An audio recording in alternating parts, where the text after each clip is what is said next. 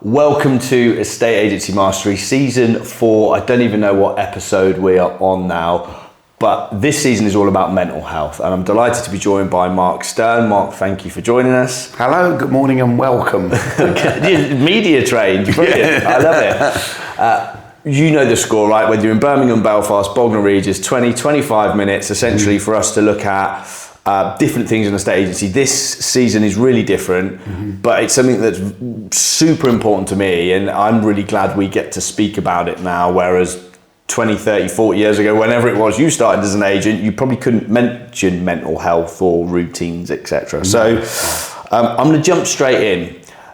Talk to me about something you do differently that really protects you as a business owner when times are tough, the chips are down. Is it habits? Is it routines? What are your go-to 2 or 3 things that you go to in order to ensure that you're performing at that top level when you just don't feel like it? Yeah. It's a very, very good point. And this is, the first thing I always say is the first rule is there's no point ever in feeling sorry for yourself, because that just wastes time, makes you feel stressed, makes you feel anxious, and questions your whole career. What are you even doing? And I have had many a time in the past feeling that way.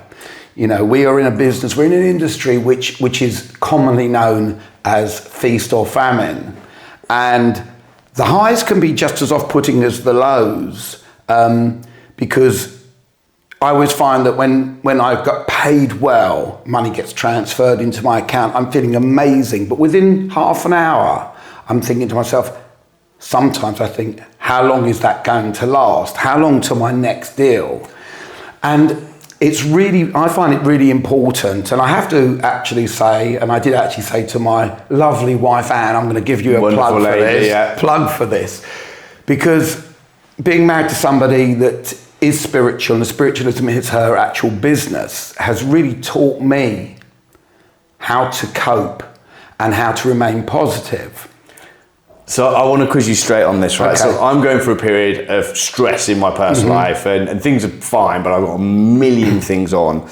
And I felt for the first time a little bit of anxiety creep in, and I've trained myself to think in gratitude. So I go to gratitude. I've trained myself to think in abundance rather than scarcity. And I agree with your point at the start. You have 80,000 subconscious, unconscious thoughts a day. So if you're feeling sorry for yourself, you're going to be mirroring those, and that's the energy you're going to be putting out to the universe, right? Yeah. So I'm fully with you, but how I'm going, when I'm starting to feel anxious or stressed, I'm having to really go back to basics, like make sure my morning routine is bang on, not going on my phone for the first half an hour of the day, setting my intentions, doing my affirmations in the shower. But this stuff's taken me ages to craft, and I'm not perfect at it. So if you're listening to this going, right, well, Mark, like your first tip, right, which is you can't feel sorry for yourself, or maybe you allow 10 minutes and then you move on, whatever. What coping mechanisms or what tricks would you do so that your mind goes to that positivity, abundance, or whatever else? Yeah, okay. So the first thing is that you plan it. You plan the routine of positivity. Okay. So the first thing I do is think to myself, how much time do I have in the morning before I want to be in front of my desk? And what things do I need to do? And how long is that going to take? So I allow myself half an hour of positivity. It doesn't take that long, but I allow it. Because if you start running short on time, that will create stress and negativity. Yeah. Did you do it this morning? Yes, I did. Which is why you're a bit late. Sorry, I had to get that in. No, Sorry. Absolutely. That'll be a good cutaway. So the first thing I do is I have positive affirmations on my phone. So my morning routine is wake up, don't check my phone, say good morning to your better half if you're lucky enough to have one, and immediately start your day, shower, do what you've got to do. And then before you really get anything going as such, then I start. Now, I'm not a religious man, but I do totally believe in God, because why not? It's a positive affirmation, feeling that you are not solely responsible, that there's somebody else, a parent in a way that you've got someone to turn to. So the first thing I'll do is I'll pray. And then on my phone, I have a load of positive affirmations, and it's a whole ritual. But you talked about gratitude. They're all based on gratitude. First of all, one of the prayers I actually say is being grateful for the fact that you've actually woken up. Yeah. The positive affirmations are thanking the universe. I think say things like, thank you for the unexpected money that hit my bank account this week. Yeah. I have the things that think, thank you for helping me keep slim and fit, okay? Because that's, that without your body, you're not going to feel wonderful anyway. Just being grateful for everything. I mean, I can literally read out a few. Well, we might get them and put them in the show notes. Or, we'll get you to. But feel free to read them out as well. No, just off the cuff. Do you know what it is? I'm trying to remember some of them at the moment. You're on pressure. Well, I'll fill. So I went to a Tony Robbins event about 10 years ago now, and you had to write down everything that you felt was inadequate about yourself, and it was quite a tough journey. And then you had to write positive affirmations, which were the inverse. So if you didn't think you were worthy, or you were going to amount to something and that was niggling at you, you had to write the opposite. So mine was like, am I worthy? Am I going to succeed? Am I going to be abundant? I'm not sure, do I have the right mindset? And then Tony on stage like, write the opposite. So my first affirmation I say in the shower every single day, and I'll get some stick for this, is I'm fucking incredible. Yeah, exactly. Right? But it's not an arrogant thing. It's just, I never want to go back to that scarcity young man that didn't believe he could succeed, right? The rest are, I'm happy, I'm abundant, and my last one, which I crafted before I had kids, is I'm a world-class father. And I say those every single day in the shower, on cold, and I should probably add some, and I'm going to learn some stuff from you, but I've been doing that for 10 years. And it frames everything I do. You have to be happy, you have to be abundant. Yes. And for me, my two daughters are my world. But before I had them, I knew I wanted to be world class. And it means that when I do that, I think yesterday I was on my phone whilst I wasn't present when I was reading a book. I have to be better. Yeah. So even down to I bought some cards this week off Amazon that allow Lily to ask me and her mum, because we're not together, but we're very good friends, questions about our family and our values and stuff. And we're starting to do that. And it's super, but I wouldn't do that if it wasn't an affirmation. But then when I leave that conversation with my ex and my 6-year-old asking us about our values and everything else, I promise you I leave in gratitude. Yes. Whatever stress for the day I've had, an agent hasn't joined, an agent is struggling, whatever, I still care about that, but the stress is diminished because of the meaningful time I'm spending with daughter, because of the time I spent writing out my affirmation. Do you know what? I'm going to keep going back and forwards because there's a couple of things there that you've just said. But one of the things that you haven't yet mentioned, but I'm going to mention that, is letting things go. Letting go is an incredible, incredible power. Because if it's meant to be, it will come back. And sometimes, just in our day-to-day job, I stress. I think, am I going to lose this towel? Is it going to fall out of bed? And I sometimes can spend days on it, and you've done all you can, and you still think they're not listening, and it still could happen. And then I find, literally 9 times out of 10, I'll let it go, and it will come back, and it will happen because it turns around naturally. But the thing that I will say that you said at the beginning was, with the Tony Robbins, am I? So am I gets turned around to I am. Yeah. 100%, because an affirmation has to be an intention, a positive intention that you truly, truly feel in your heart and soul and mind and actions. So I'm going to miss out some of the very personal ones that I wouldn't want anybody to hear. But just some of them I say. So, dear universe, please show me how amazing my day is going to be today. Everything is always working out for me in the best possible way. I'm constantly amazed at the opportunities that come my way. Every day, in every way, I'm getting better and better. Thank you for showing me that this issue is already solved, and show me how it gets even better than this. I'm a multi-millionaire, awake in my most abundant timeline. I always have more money than I need. I'm missing out a few here. I can't help but attract money into my life. Thank you for giving me so many clients. That, to me, whenever I say that, is the root. That's the one that actually gets me there, because that is the thing that will give me all of the others. Yeah. Okay. My world and my income is expanding. My world is expanding. My mind is expanding. Keeping open-minded. Open-mindedness helps you connect with so many people. If you're connecting with people, people will want you to be doing business with. They want to do business with you. And then, yeah, thanks for helping me get fit, strong and slim, which is obviously, at my age, it's an amazing achievement. And the last one I say is, I have certainty beyond reasonable logic. Yeah. Because that is where doubt can always creep in. Because I found when I first started doing affirmations, I would blame the affirmations. I would say, oh, it hasn't worked. I'd say it's to Anne. You know, it didn't work. What's the point of me wasting my time doing it? But having certainty that even when the chips are down, that everything will be okay.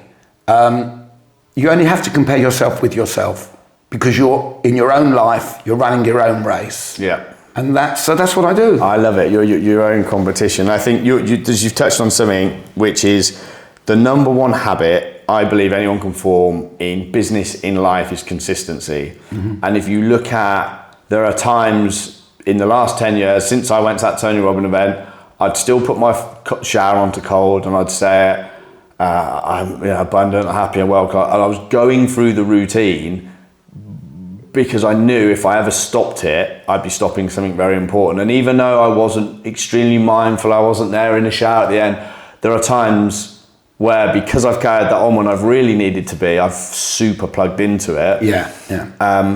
But by telling myself that every day, those are the subconscious thoughts that flood my mind before 8 o'clock, when I get a load of emails from Kenny Bruce or Nia or Oscar saying he's lost a charger, whatever it might be, right? So for me, I think that's huge. So how do you read them off your phone? Is your phone on flight mode? Do you have? No, so I do read them off my phone. And occasionally, and it's quite interesting, this is a very good thing, it's almost like you need to force interferences to test your strength. Yeah. So just this morning, stuff was going on in some WhatsApp groups, and I've got my phone, I never have it on flight mode, and I'm reading it, and they're popping up as I'm reading it. And I've trained myself to, you can look at something and not even see it.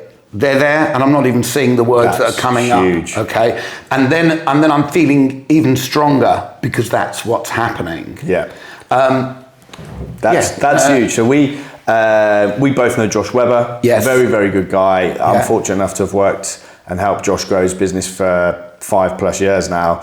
And we had a conversation yesterday on how Josh has evolved, but how do we get Josh into the mindset of where he was 3 years ago? Because now he started collecting things like mortgages and wives and children, and it becomes a lot harder, right? So we had a real push on that. But I remember once we're both watching Sell It Like Sirhan or one of those, right? And the whole thing was, I have to be available to my clients at 7 a.m. in the morning if they're in China and whatever, or if they're in the US. We very rarely have that in mid-market real estate, right? Yeah. But the worst thing you can do is be sat in bed and get a really arsey text from a vendor or an applicant, or we had an agent yesterday, I won't say who had a lettings deal cancelled because the lady that was letting the property with a partner had been cheating and she'd been caught out by the partner. So the partner texts off the phone saying, but if you open your phone and that's the first thing that triggers your day, you're off. So my view would be, if you're going to go into affirmations and positivity and you're going to copy these show notes, is get them in a book, because most agents, it will take them a very long time to get to where you're at, where they don't go onto WhatsApp. And I find myself now subconsciously going between Instagram and WhatsApp to check things when I'm bored or don't mean to. And it's like I'm plugged in, and it's scary, and it's a habit I need to break. So my view would be, do your affirmations first thing, but have them written down separately, because most agents, listen to this, will subconsciously go onto their phone and then let their day usurp them rather than get into that mindset of abundance and everything else. So, cool. All right. What else? No, well, okay. No, go for it. Finish off. So that's the test. Yeah. Is to tackle the disturbances. We've set up, and sort of put some more agreed boundaries into place. So what she said to me is, the bedroom is our room, It's not your workroom. You have your office downstairs in the house. So therefore, if anything comes through work related and you're in bed, you don't deal with it until you're up, you're dressed, you're downstairs, and you're in your work mode. I like that. I've now cut off things because she gives me a great example of this all the time. You know, we'd be out having some of our own time, walking in the field, walking the dogs, and I'd be on my phone, and she'd be like, "You're not present with me." And I said, "No, but I've got to deal with this client. This client is asking for X, Y, Z." And she said, "So would you be doing that if you were on evaluation right now?"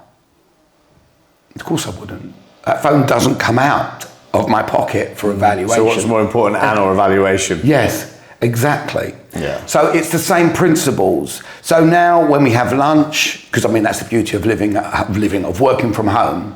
So when we have lunch, phone stays in my office for that 20 minutes, half an hour. I could be on evaluation, which would actually take an hour. So that's not the end of the world. There are exceptions to this. You know, I had a weird thing that happened last night. I've just taken on a property, I launched it yesterday in Bushy, and the front shot of the house, it's a semi-detached, so it's got sort of 7/8 of the neighbour's house in it. Yeah, and you're like, nah. No, it had that, and their car was on the drive. The house I'm selling, no car on the drive. The neighbour contacted my client and said, "I don't want your front picture showing my house nor my car." It's like, that's ridiculous. What sort of neighbour is that? So last night I actually just AI'd their car out of it, the neighbour's car out of the driveway, and they were happy with that. And I did deal with that at 10 o'clock last night, just because I just only had launched the property at sort of 5, 6 o'clock in the afternoon, and I didn't want it. I wanted to show my vendor that if there's an emergency, I'll deal with it. Yeah. But I think overall, it's about having, you know, why are we personal agents? There's many reasons why we're all personal agents, and everyone, it's a personal reason as well. But one of the things to me is having that work-life balance. Yeah.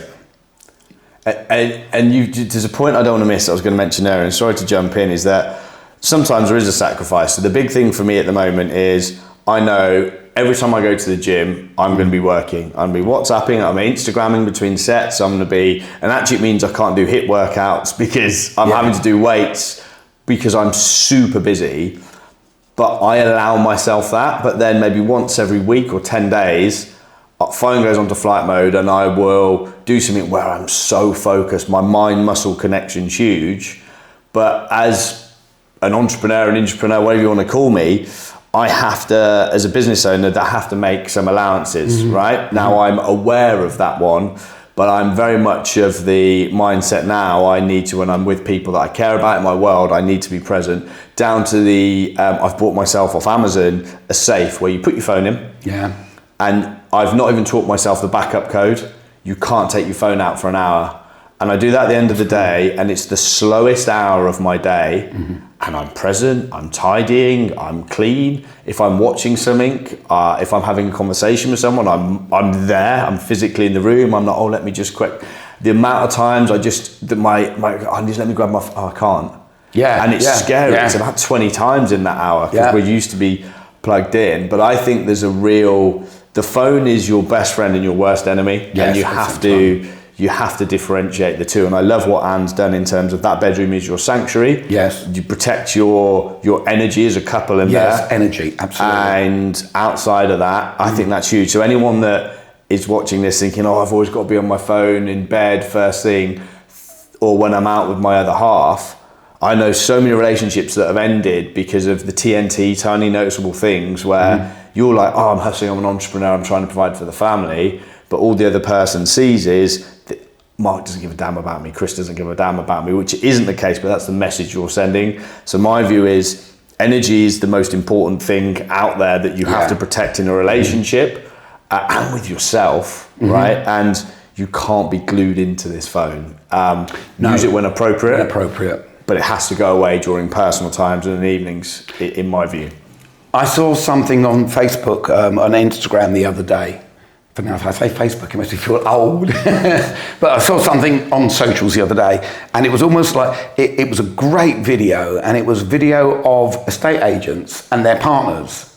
And it was the partner that put it on. It was a guy, and he said, and it was American, this is what it's like being on holiday when you're married to a realtor. Yeah. And she was just on it the whole time, and he's just sitting there like this, okay? And people were commenting saying we should have a help group for people that are married. That's so funny. To realtors. And you're right. You know, at the end of the day, if your relationship splits up because of your work, then what are you working for? Yeah. Because that's really what it's all about. And if there's not enough hours in the day for you to look after your relationship and your business, then maybe you should look at doing something else. Well, I think there is, but you have to understand you need to protect the time and time block. Absolutely. Right? When I'm on it, I'm on it. When I'm off, I'm off. And you said something earlier, and I'm not saying I disagree with it, but it was please do. It was an old American coach, and he said, and I love what you did, 10 o'clock at night, I'll change the photo. But his view is, he used to be a paramedic in his town. He was the mayor of his town, but also ran a big real estate business, and he used to do the volunteer paramedic work every other weekend. And he used to every time say to me, Chris, there's no such thing as an emergency in real estate. Exactly. Now, you wanted to jump on that because it's the right thing for your client, and I fully get that. I would have done the same. But we treat everything as life and death. And if you go back to if you just do a great job, and 9 times out of 10 you're prepared to let stuff go, 9 times out of 10 it will come back anyway. Which is a full circle moment. All right, we've got a bit of time left. Okay. What third tip, habit, trait, whatever, what haven't we, or we can dig down into what we've discussed so far, but if what's one thing that you would really love to get across to the listener in this, or the viewer of this podcast, in terms of their mental health, or things that you've done, or challenges and how you've, whatever it might be, but you don't want to leave this room without sharing?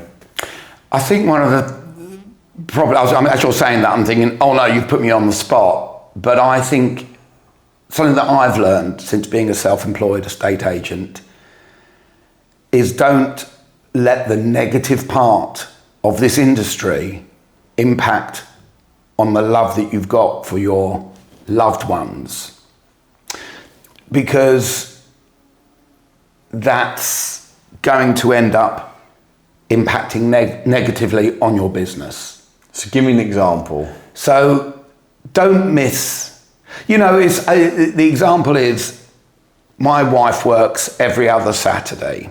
So on the Saturdays that she works, I work all Saturday.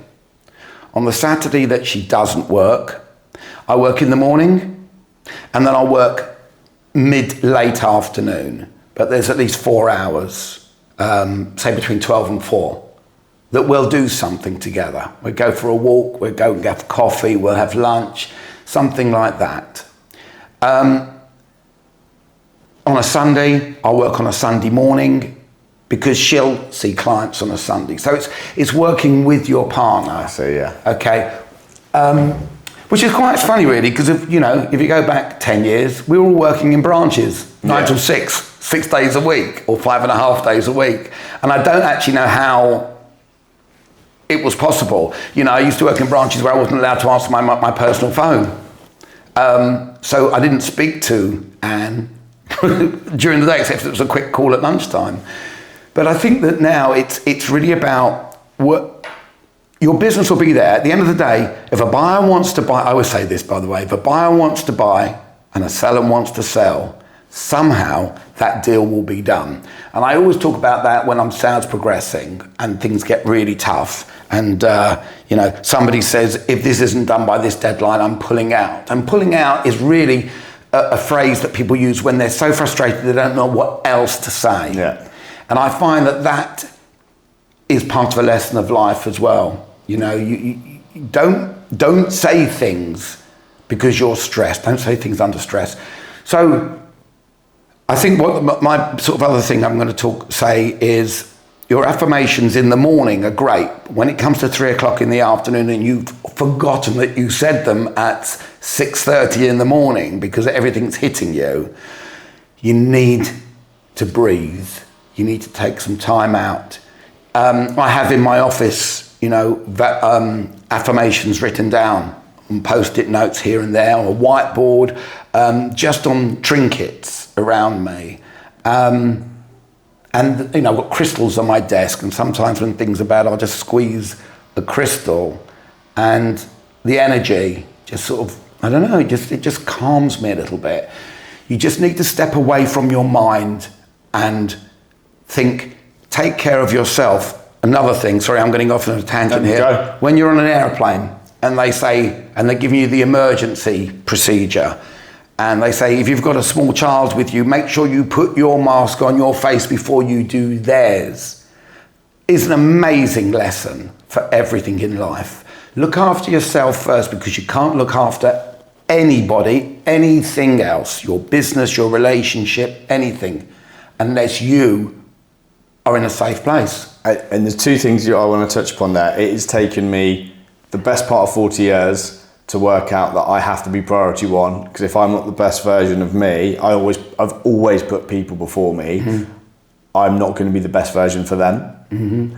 And two, and I want to round this off on, and thank you, by the way, because this has been a very, very good podcast, so thank you. Thank you. Two is that one of the things, as the world moves to personal agency, right, and we're model agnostic, right, I'm not going to talk about TA UK or that, whatever model, you get to form closer relationships with your loved ones because you can drop them a text, you can decide to go for lunch with them.